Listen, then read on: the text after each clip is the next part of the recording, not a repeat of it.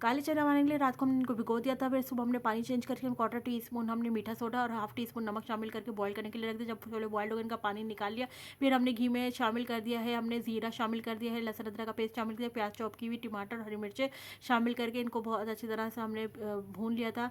फिर हमने इसमें बॉयल किए हुए छोले शामिल करके अच्छी तरह मिक्स किया। फिर हमने कुछ स्पाइस लाल पिसी मिर्च, लाल कुटी मिर्च 1 टी स्पून, पिसा हुआ धनिया, पिसा हुआ जीरा और चाट मसाला 1 टी स्पून, नमक 1 टी स्पून लेकर अच्छी तरह से मिक्स करेंगे हम छोलों में। फिर छोलों का जो पानी हमने निकाला था वो छोलों में शामिल करके अच्छी तरह मिक्स करके कवर करके रख देंगे। इससे क्या होगा, हमारा छोलों में एक मसाला रच बच जाएगा। फिर हमने हरा धनिया शामिल करके अब हम कवर करके रख देंगे तकरीबन 10 से 15 मिनट के लिए।